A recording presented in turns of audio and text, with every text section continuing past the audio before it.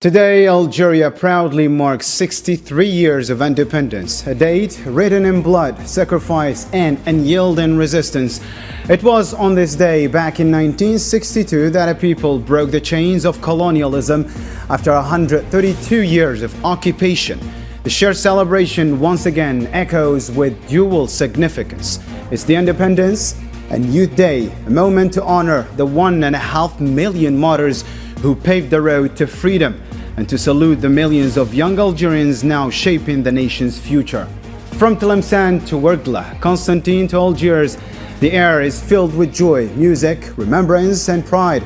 The President of the Republic, Abdelmajid Tebboune, in his address today, emphasized the role of youth as pillars of a new Algeria, an Algeria that is sovereign, ambitious, and grounded in its revolutionary values.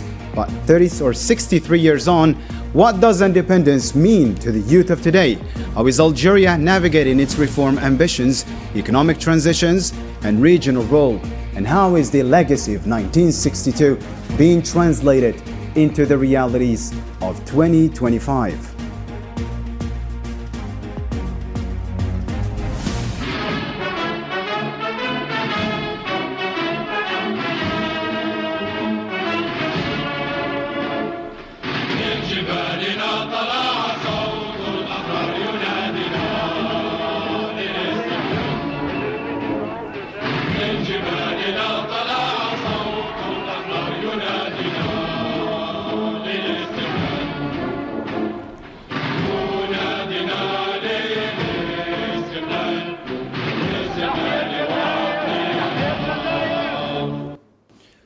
Hello and welcome, dear viewers, to tonight's show. Before we begin our conversation with us tonight, our four respective voices bring in sharp insight into Algeria's past, present, and future. Dr. Hamoud Salhi, Associate Dean and Professor of International Studies at California State University, joining us later in the show. And Mr. Mohammed Chris Sassi, Financial and Geopolitical Analyst, joining us from New York. Happy to have you with us, sir. Thank you so much. Thank you for the invitation and to the panel that you always put together. Again, thank you for the invite. Our pleasure, sir. And Dr. Abdel Noor Toumi, MENA and Maghreb Affairs expert, live with us from Paris. Thank you for joining us tonight, sir. Thank you, sir. Thank you for having me on the program on this special day. And my special greeting to your distinguished guest. And also Happy Independence Day to Algeria and glory to our martyrs, rahimahumullah. We will forever remember them. Thank you, sir. And with me in the studio is Dr. Todd Shepard, historian, author of The Invention of Decolonization, and professor of modern French and colonial North African history at Johns Hopkins University. Great to have you with us tonight, sir. Thrilled to be here in Algiers, thrilled to be here. Thanks a lot, Hassan. Thank you, sir. So we start with Mr. Mohammed Chris Sassi. Let me start with Mr. Abdel Noor Toumi, excuse me. Let me start with this question. How do you assess the state of political reform in the country, Mr. Toumi, particularly in the wake of the Iraq, for example, and the current government's promises? Actually, the Iraq of February 2019, and it was, in fact, a milestone in Algeria's, I would say, post-independence politics, economics, and in fact, societal parameters.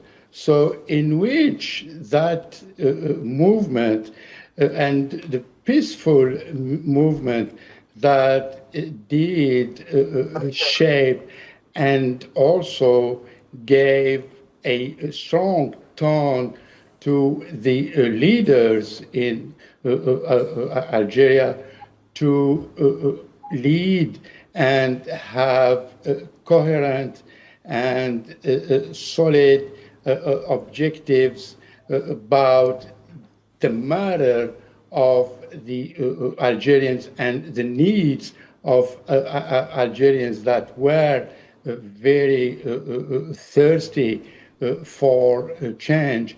And nevertheless, Algeria went before that, especially in the matter of October 1988, that followed indeed by solid reforms in which led to the bloody years that Algeria did suffer strongly.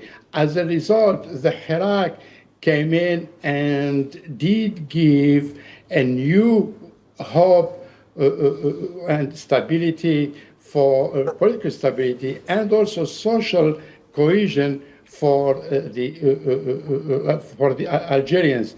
And this is why today Algerians actually 63 years later of independence, there is this transitional of generations who are in fact proud of the recovery of the sovereignty of Algeria from harsh and unjust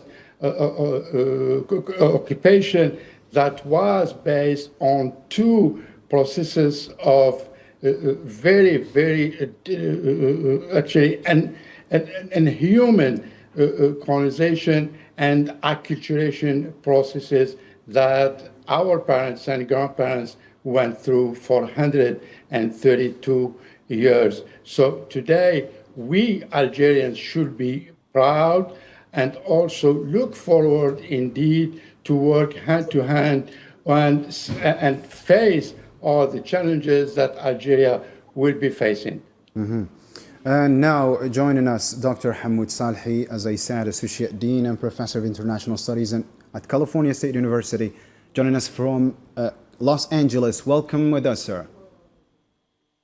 Hi, Islam, and my greeting to all your guests. Mm-hmm. Mr. Salhi, let me start with this question for you. 63 years on, I mean, do you believe Algeria today reflects the political aspirations laid out in the November 1st declaration? It does, on many respects. Of course, there are challenges. There are a lot of things that didn't go right. But if you take the November declaration, its face value, what it meant for the Algerian people, and where we are at this point. As an example, one of the goals of the November declaration was full sovereignty of Algeria, meaning that the Algerian revolutionaries and the Algerian people during the time will not settle for any resolution that will not be recognizing the full integrity of Algeria. That case, as an example, the revolutionaries rejected giving the autonomy to certain region, the Tamazight area, and also using the Algerian territory for nuclear test by the French. That is today reflected in all the Algerian position internationally. The non-interference in other states matters is indicative of Algerian diplomacy. Another factor to that is supporting the people seeking self-independence. As we've seen in Western Sahara, Mandela labeled Algeria as the Mecca of the revolutionaries. In the 70s, Algeria held training, support, liberation organizations in Angola and other parts of Africa, and continued to do so until today with the position of the Palestinians towards supporting the Palestinians and the Sahrawis. And on economic independence, which Algeria sees as part of full independence of a country, that is reflected internationally. Algeria's call for a new international order, economic order in late 70s, and the position that it has taken on, for example, nationalization of the oil, which was the first in Africa, for that matter, a country taking steps to nationalize its natural resources. So in many ways, those aspirations are reflected today in Algeria's domestic policy and external policy. Mr. Toumi, in your point of view, what remains the main obstacle to building, let's say, an inclusive, participatory political system in Algeria? Actually, it is a process, and Algeria is, in fact, in terms of reforms, political reforms, and that goes with economic reforms.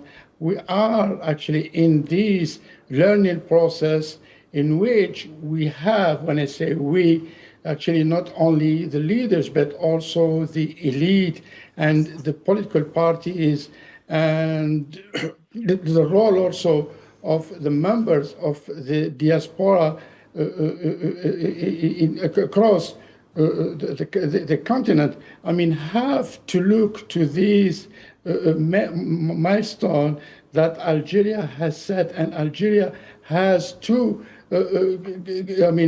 achieve. And those objectives, actually, sure, I mean, we are, and as you know, I mean, the world now is boiling, and the international system is in uncertainty to some extent, and because of all those geopolitics and geoeconomics imperatives that are shaping these, those directions. So Algeria is facing those challenges, but on the other hand, Algerians, especially Algerian leaders, are worried and are concerned about that, and they have a strategy, and they are working actually to put an strategic objectives that match with the need of the Algerians, domestic level on one hand, and also to secure all those challenges that Algeria has been facing in the last decade or so, because of its geopolitical position and its geography, and those challenges who are coming from the southern borders, and challenges from the east and the west, and also even on the Mediterranean. So these, I'm not going to say are obstacles, but they are challenges, and that Algeria is actually looking at those challenges seriously, and start to have a coherent policy and public policy that needs to settle actually one by one on one hand, and this goes with this actually new doctrine of Algeria's diplomacy that is based on peace diplomacy and also multilateral imperatives that gives to Algeria its independence in terms of decision making, and also to position itself in this unstable posture that is challenging the entire international system. Dr. Salhi, the phrase New Algeria has been widely used by officials. Is it translating into structural change, or is it still symbolic? No, I don't think it's symbolic. It's very sort of geared toward improvement in every aspect, centering on the well-being of Algerians, the individual, the citizen, and the non-citizen from the matter, I could say the population in general terms. It also centers on building institutions versus institutions led by people. Out of that came ideas of accountability. We've seen in Algeria where you have now, inspectors investing or looking at prices in the market. That's part of that accountability. We also see, in terms of diversification of the economy, staying away from relying on hydrocarbon, and promoting or supporting agricultural products, and specifically supporting national industries. Of course, this came at a very high price. We still at that early age where we still the national products are not doing are not living to their potential, but that takes time. And then finally connected to that is the investment of law that came in 2022, which puts sort of open door for international marketers and investors to invest in Algeria and get in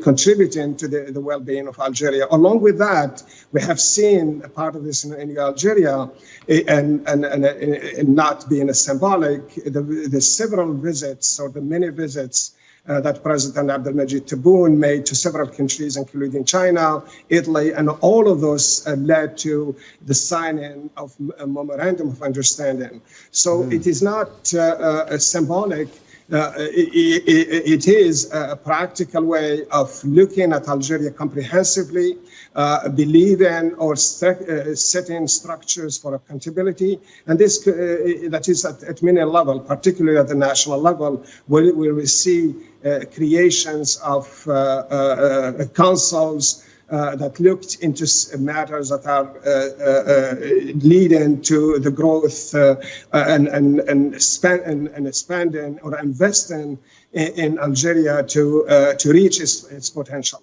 Mm-hmm. Let's move on to economic diversification here, and let me include Mr. Mohamed Krissassi. Hydrocarbons, Mr. Sassi, remain Algeria's lifeline, if we can say so. Are we seeing real steps toward a diversified, innovation-based economy? Well, Algeria is currently undergoing a significant period of transformation, driving by a series of multi-pronged reform with special attention through the diversification of the economy, which was based on 90% of our income come from oil. And now we are going to an ambitious initiative to encompass a wide range of new sector, like digitalization, like agro-investment, etc., etc. But you have to look at the indicator that suggests that these reforms are already yielding positive results.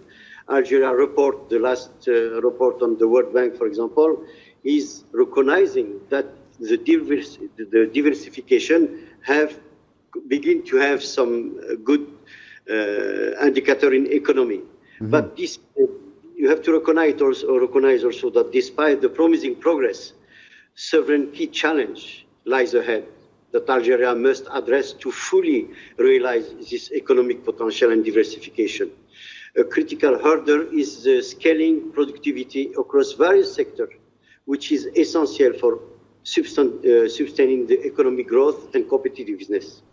Overcoming entrenched bureaucracy remains a significant task. And then we have to see that the country also faces the imperative of implementing a green industry process to align with global environment standards. I know we are doing it, but you have to put another effort. In short, I should say that Algeria is strategically making a tangible progress toward banding diversity. But you have, however, make the pace and deep path to transformation is not only doing a favorable loi de finance, help to investment. You have to have a continuity. You have to have something that look forward, not only for 1 or 2 years, but they have to be for the next 10 or 20 years. We cannot sustain a good economy if we stay only depending on the oil. We are doing it. We have the startup coming out. We have the fintech, what you call the fintech economic system, the digital system.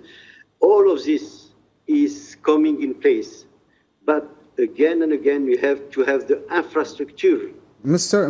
Mohamed Sassi, you talked about fintech spaces, for example, startup incubators. Do you think they are really delivering, let's say, real impact? Well, you have to have,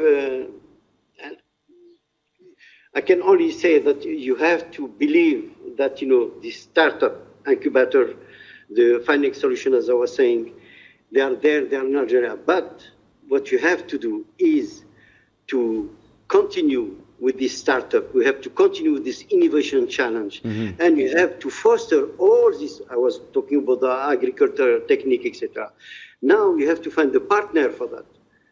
If the state can be a partner and do a combination of state and private investment, is going to work. It was working in Argentina, it was working in Turkey, it was working in other countries. So why not in Algeria? It's going to be in Algeria, but the challenge now is this attraction with the regulation, and you have to stop to have this bureaucracy that is being a brake on all these youth who want to do their startup, who study overseas, and they come back and they want to invest in the country. Overall, this program can be successful, but you have to have the mobilization, a combination of the private funding and the state. And this is where I think we have some effort to do. If not, as I said, the fintech ecosystem and the digital inclusion, they are there. We have the know-how to do it. We have all the students from outside. They come and they create their own company, the startup. Don't forget that Algeria is 70% of people who are less than 40, 45 years old. This is all what you need to build our society with the diversification, with this microfinance, so on and so forth. As a banker, as when you are in Europe or in the States, when you go for a startup, they do the study of feasibility, they look at the business plan. We have all that in Algeria, but now we have to have the continuity of that. And this is why maybe that the delivery is not always there, and this is why also this maybe is a friend for the impact of this goodwill. Dr. Salehi, how does economic sovereignty today relate to the ideals of independence in your view? It's very, very important. And Algerians from the start understood that. Political independence is minimized or suffers or is undermined specifically, to use a better word, when it comes to achieving economic independence or vis-a-vis economic independence. We have seen in Algeria, for example, in the 60s, where the first thing that Algerians did is to get outside the Francophone currency. Algeria, during the negotiation, a result of the independence treaty, was to be part of the Francophone group that is as known by France. The currency Algeria had to use at the time was the French currency.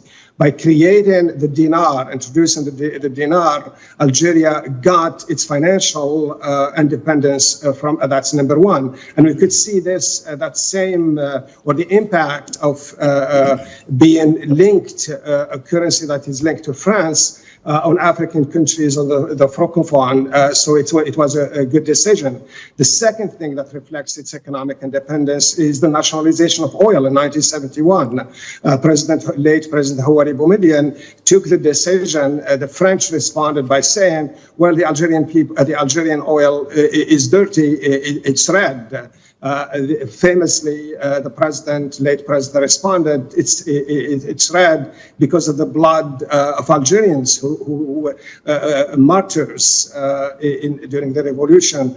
And that's another step in achieving economic independence. And third, when we look at the current economic policy of diversification, encouraging the national economy, it's all designed to give economic independence and not reliant on outside force. A good example that shows how much economic independence is very important is during the COVID era, where we've seen countries pursuing their national interests. We're seeing a policy of isolation due to the fact that you could not move from one country to another or from one space to another. And that's where national self-independence, reliance on creating an economic base is very, very strong. And lastly, it is very important because it stops or it shifts away or it eliminates the influence of multinational corporations big lobbyists that could use economic products as a way, as a leverage against political independence. So it's a very, very important. It goes hand in hand with political independence. And as I pointed out earlier, that is what the Algerian National November aim to do in post-Algeria, in post-independent Algeria. Thank you, Dr. Hamoud Salhi. All right, gentlemen, our show continues right after the break.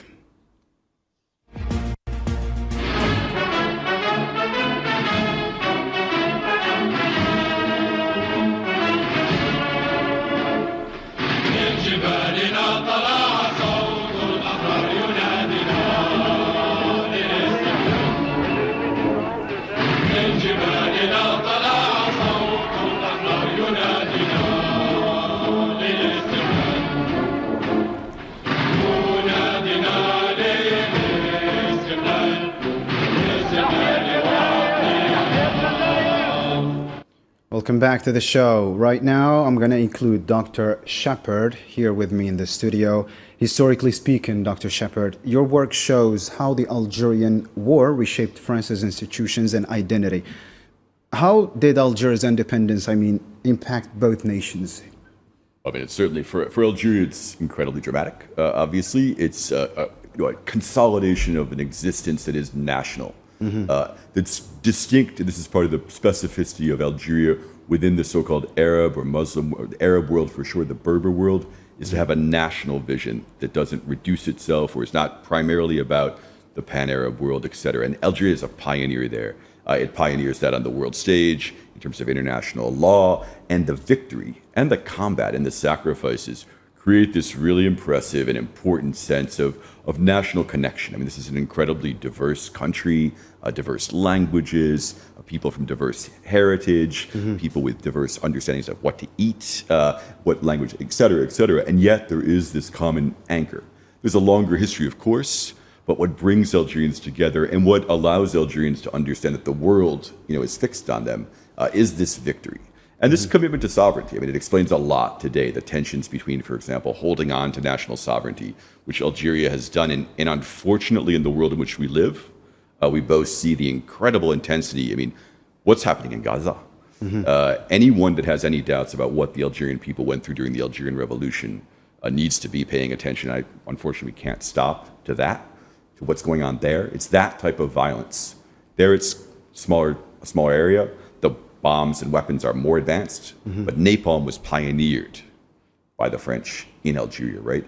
So people suffered incredibly, and the world, where the United States is, anyone that was counting on the United States, other countries in this region, for example, they should have real doubts.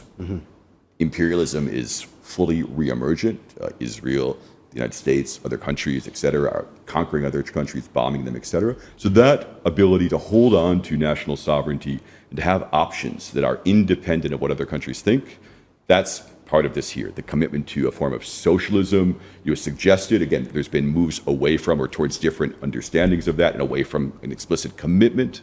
But that commitment to building for the nation, for a social vision that includes all Algerians. Again, if you look at the misery in countries that are celebrated, let's Morocco or Tunisia, for tourists, for those super rich, it's great. A lot of people live in conditions that are simply unbearable, right? So Algeria has that. France, and we can see how important this was to France.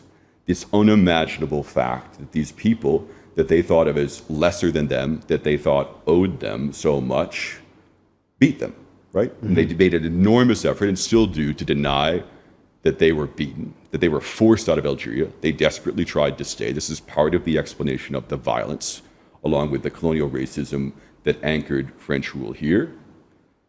And then to try to get out. One of the things I show in the book is that rather than admitting, okay, we were wrong, Algerians aren't French. One of the speakers spoke about this assimilation effort to incorporate, to deny Algerian specificity. Rather than admit they were wrong, they acted juridically as if they were expelling Algerians from citizenship. They redid their institutions to erase the fact that they'd insisted that Algeria was part of it. So it remains absolutely foundational to the French, notably to the Fifth Republic, which is still with us. And you can see the current French obsession with Algeria. Look at the Minister of the Interior, look at the enormous things, like just the endless hatred, really, that flows in the French media from the French political class towards Algeria. It's bizarre. It doesn't make any sense. I think it doesn't per se affect most Algerians. The Algerian kind of government is able to surf through it, but what is going on for them? I think that really suggests how foundational the loss of Algeria was, how it made the institutions, and notably citizenship. There's a pretense in France, an insistence that it's a universal premise for citizenship. Algerians actually juridically had French citizenship. They didn't have the benefits for the most part. And they can't deal with the fact that Algerians that was not enough. Algerians wanted more. So again, one of the things that's worth pointing out too, besides the incredible violence that we're seeing in Gaza today, and in Syria, and in Iran, and in Lebanon, here at the hands of the Israelis and the Americans, my people, my country, difficult to imagine how utterly miserable economically the lives of most Algerians were. In 1954, after the 1st of November 1954, and the revolution begins, one of the first reports I've seen in the French archives is just explaining to the French, the majority of Algerians don't have access to money. 60% live day to day. A significant portion of them do not have enough to eat. We're not even talking about the fact that these French citizens were not given access to education, et cetera, et cetera. People were living in absolute misery. The French invested what they thought were massive amounts of money because of the revolution. And their estimations were that by the end of the 1980s, this is in 1960, that Algerians would be at the level of the Lozère. The Lozère, at the time and still, is the poorest department in France. So if they said if we kept up this level of investment, the Algerians would be at the level of the Lozère 30 years later. Now, Algeria has done much better than that. And so these pretensions that the French care, et cetera, so the French denial of what and how much Algerians mattered is constantly betrayed by their kind of ongoing and intense fixation, attempt to denigrate Algeria. What Algeria has done from that is to move more and more, this station is one signal of that, more and more away from being focused on what the French think, moving away. It's stupid for the French. It serves their political interests of certainly to feed the far right, to feed the xenophobia, to feed that portion of the population that's nostalgic for empire and notably for French domination in Algeria. But it doesn't help the French. It doesn't make much sense. But they continue on. For Algeria, however, it clearly makes a lot of sense. Independence has been a super important model for the world. Algeria's ability to be independent and to win the war is a model for it. We know that the FLN was in its victory, the way that Algeria came into being recognized on the world stage legally, its sovereignty acknowledged against the rules that the international jurists had claimed. We think a lot about international law. Algeria set the new standard of its insistence was recognized by jurists despite their denial that it existed. This was the model for Nelson Mandela's ANC in victory for Algeria. We know that Yasser Arafat, the founder of Fatah, which turned the PLO towards a national model rather than a pan-Arab model, thanks to the Algerian Revolution. He was here on July 5th, 1962. In Algiers, the PLO, the Palestinian National Movement, has not yet achieved what they need to, but this model of Algeria's independence is quite important today in a world in which imperialism is back, colonialism's violence is very visible, and in which countries are cutting people off, closing in on themselves. Algerians, unfortunately, are prevented from kind of freely moving around. Now other countries are having to deal with that too. It's impressive, however, despite the challenges, despite the fact that, let's invade Libya and destabilize them. Let's bomb Mali. Let's do that. And now we see with that, just endless. And now let's let Israel bomb any country it wants in the region. That Algeria's stability, Algeria's armed forces, its commitment to national independence, and even its economic model gives it possibilities to remain, make decisions. It would be great if more and more Algerians, particularly the youth, can participate in those decisions. And that's an important lesson too from the Algerian Revolution. mean, again, one of the things that the Algerian Revolution stood apart, and I've showed this too, the invention of decolonization, is how the French claimed Algeria was not a colony and had nothing to do with what was going on in the rest of the world. The Algerian Revolution forced them to say and turned it into the example, but it was exceptional. And notably, the leadership of the FLN was not primarily French educated, produced by the French. These were organic intellectuals. There were people, from working class organizations, etc. And that also needs to be something that continues to inspire Algerians. Thank you, Mr. Todd Shepard. Dr. Hamid, or Dr. Toumi, let me include you in this point. Has Algeria, succeeded in moving toward the path of reconciliation with its colonial past, or has the memory been politicized, by time? Actually, Algeria has been doing all its best to open a new page with these scornful colonizer who has been actually implemented the harshest policies on Algerians for 132 years in terms of acculturation, poverty, and so on.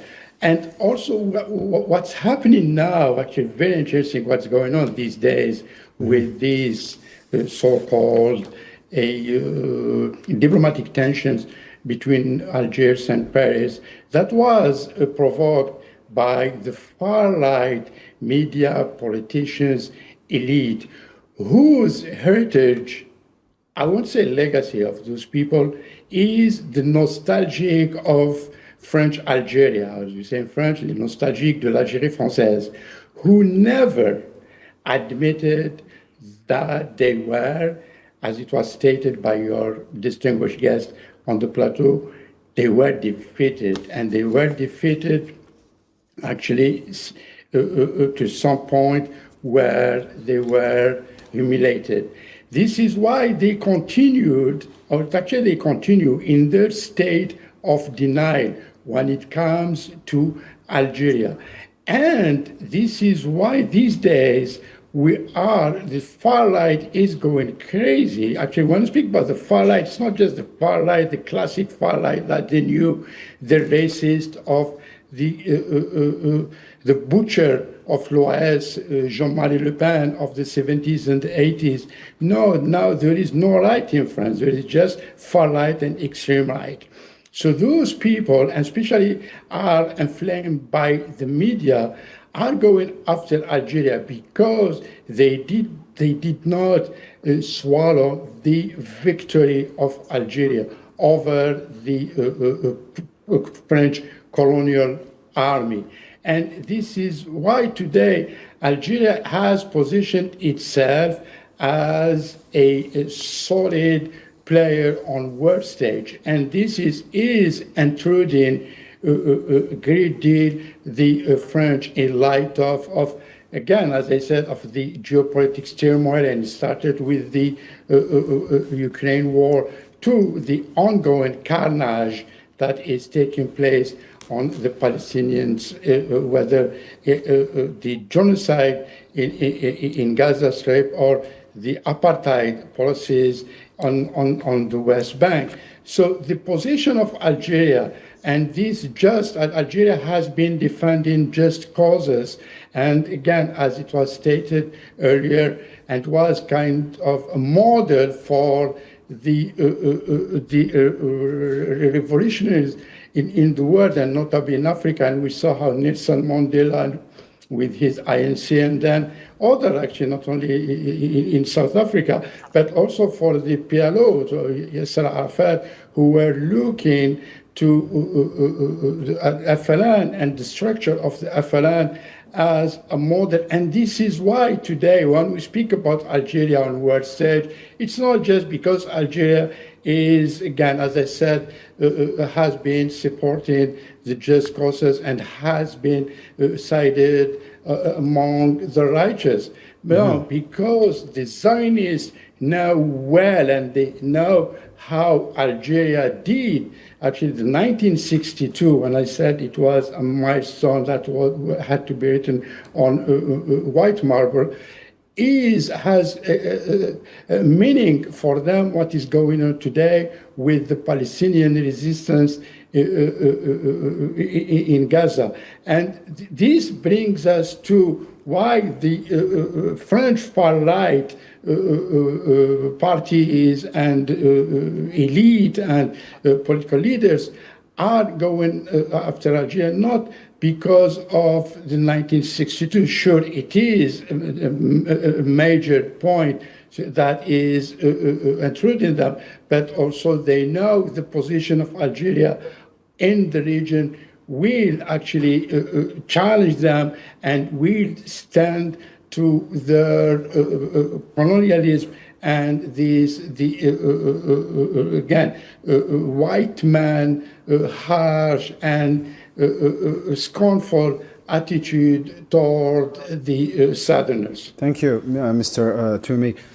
Mr. Salhi, if we take a look at Algeria on the world stage, how does the country balance its historical principles, for example, non-alignment, sovereignty, with the realities of a shifting multipolar world?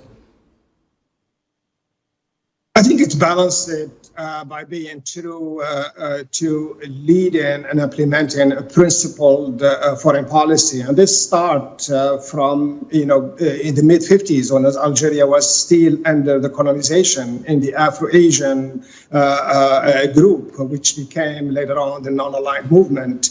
The Afro-Asian group, as stated in the Bandung Conference, was to pledge non-interference in other sovereign state sovereignty, not to be involved in any of the two blocs that exist in the former Soviet Union and the American or the Western bloc, and to push for self-independence. Algerians use that platforms, and those leaders, Shawalai and others who were members of the Afro-Asian group, supported Algerian independence.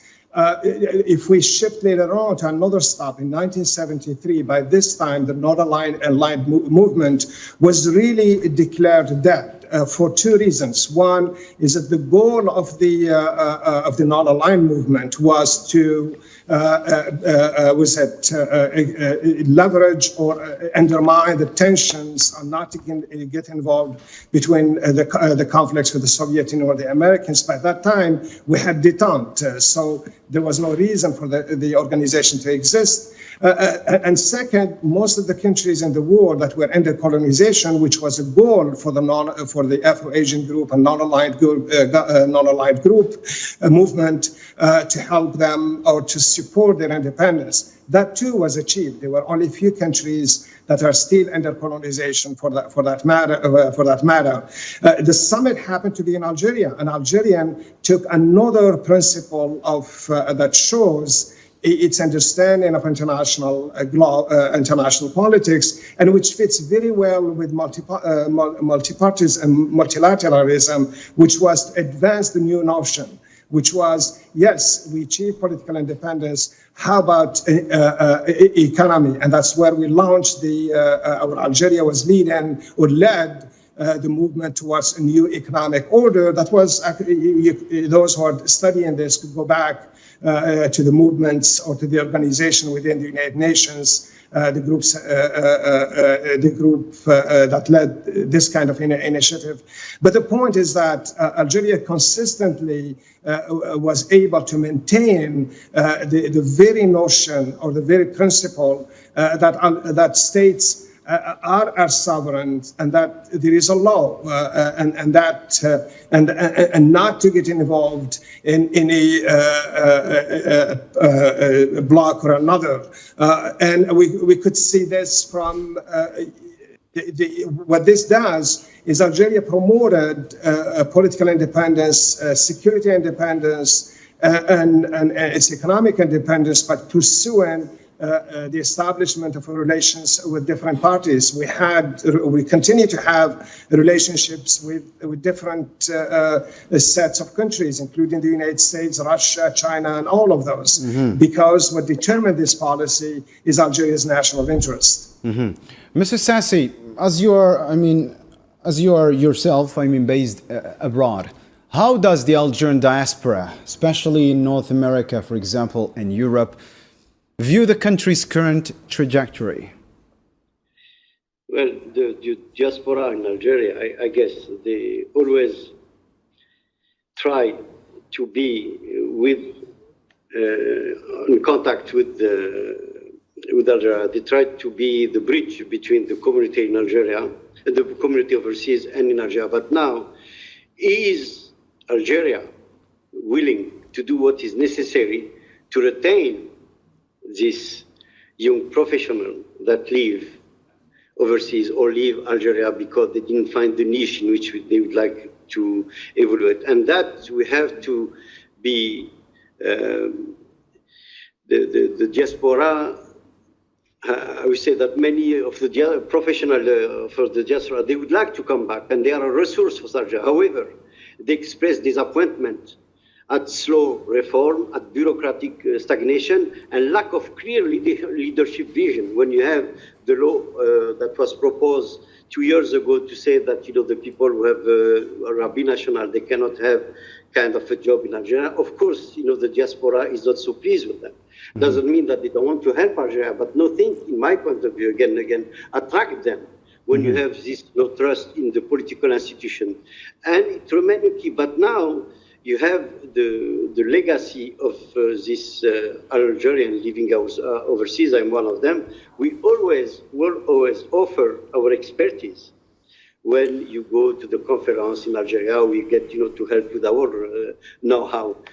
But this highly educated diaspora of Algerian overseas, we have to protect them by policy, allowing them to come back to the country and work within the system of Algeria. Yes, they are part of the elite, but we need them.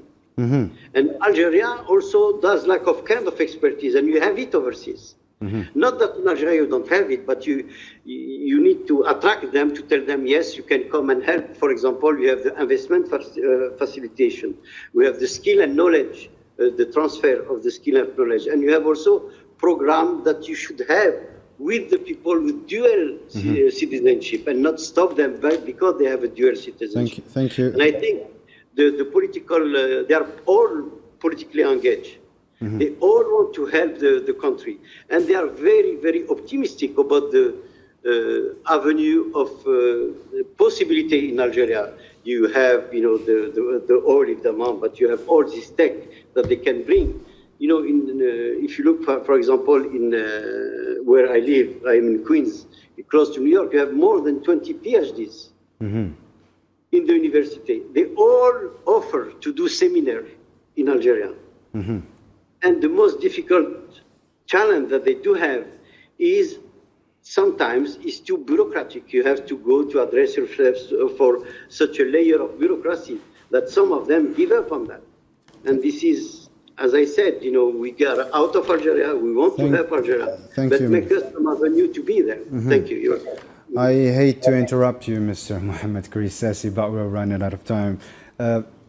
On this July 5, Algeria doesn't just celebrate independence, it renews a promise.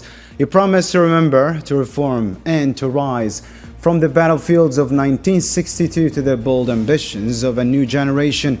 The journey continues. To our guests, thank you, Mr. Hamoud Salhi, Mr. Abdel Toumen, Mr. Mohamed Karissasi, and to our guest here, Mr. Todd Shepard, for all of your insights.